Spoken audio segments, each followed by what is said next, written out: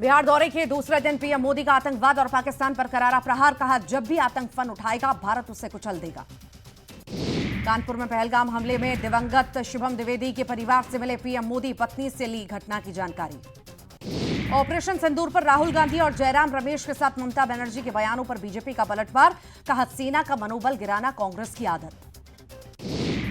बिहार दौरे पर उभरते क्रिकेटर वैभव सूर्यवंशी से मिले पीएम मोदी, बताया क्रिकेट की नई सनसनी, भविष्य के लिए दी शुभकामनाएं।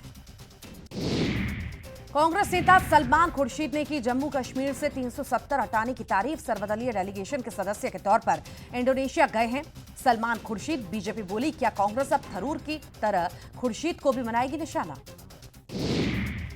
पंजाब के मुक्तसर साहिब में पटाखा फैक्ट्री में धमाका, 4 की मौत, विस्फोट से फैक्ट्री की गिरी छत। हिमाचल के सिरमौर में अचानक हुई लैंडस्लाइड, कार आई चपेट में, कार सवार लोगों ने भागकर बचाई जान। देश के विकास दर में बड़ी छलांग, 2024-25 की चौथी तिमाही में जीडीपी विकास दर रही 7.4%। तिमाही आधार पर विकास दर में 1.2% बढ़ोतरी। कल मध्य प्रदेश के दौरे पर आएंगे पीएम मोदी। सिंदूरी थीम पर पीएम का रथ तैयार, होगा mega road show.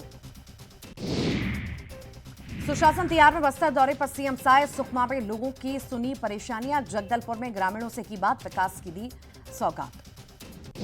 Madhya Pradesh में तबादला नीति में बदलाव, 10 दिन और बढ़ी ट्रांसफर की तारीख, अब 10 जून तक हो सकेंगे तबादले। छत्तीसगढ़ वक्फ बोर्ड ने जारी किया 40 लोगों को नोटिस, संपत्ति पर अवैध तरीके से कब्जे का आरोप, दस्तावेज नहीं देने पर संपत्ति होगी सीज। भोपाल में टीआईटी कॉलेज अश्लीलता के आरोप पर एक्शन, अरुण पांडे को डायरेक्टर पद से हटाया। शॉर्ट अटेंडेंस के बहाने कमरे में बुलाकर बेड टच करने के हैं आरोप। शिवपुरी में किसानों का चक्का जाम, खाद की किल्लत से परेशान, जमकर किया हंगामा। सीबीआई ने रायपुर के अफसर के खिलाफ दर्ज किया केस। रायपुर प्रधान माल एकाकार के कार्यालय में पोस्टेड, पत्नी बेटे के नाम 3 करोड़ से ज्यादा की बनाई प्रॉपर्टी। इंदौर में कमिश्नर ऑफिस के बाहर बवाल, कांग्रेस नेताओं की पुलिसकर्मियों से धक्का मुक्की। जबलपुर में सड़क से हटेंगे 15 साल पुराने ऑटो, ट्रैफिक पुलिस ने शुरू की कार्रवाई। बिहार दौरे के दूसरे दिन पीएम मोदी का आतंकवाद और पाकिस्तान पर करारा प्रहार। कहा, जब भी आतंक फन उठाएगा भारत उसे कुचल देगा।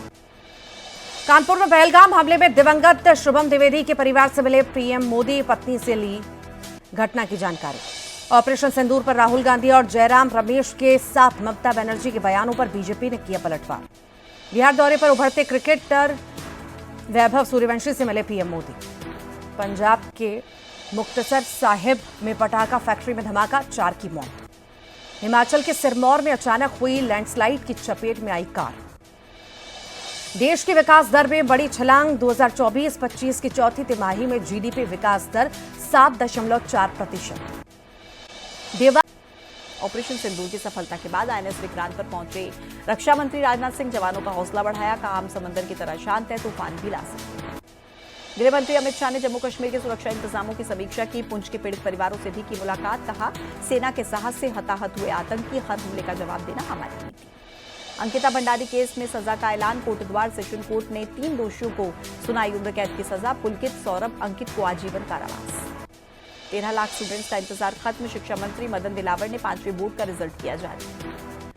राजस्थान में 5वीं बोर्ड का चौंकाने वाला रिजल्ट। आरबीएससी 5वीं बोर्ड का रिजल्ट 97.47% फुल परिणाम रहा। कोरोना के देश भर में हुए 1348 एक्टिव केसेस, 15 लोगों की मौत। केरल में सबसे ज्यादा 430 मामले। महाराष्ट्र में एक्टिव केसेस 385, जिसमें से 316 मरीज सिर्फ मुंबई से ही हैं। केरल में भारी बारिश से कई जगहों पर भरा पानी, कई जगहों पर लैंडस्लाइड तक हुआ। चट्टान खिसकने की वजह से कई रास्ते तक बंद हो गए। तमिलनाडु के नीलगिरी में तेज बारिश से कई मकानों को नुकसान पहुंचा है। कई घरों में आई है मोटी दरारें, तो कई घरों की दीवारों को पहुंचा है नुकसान।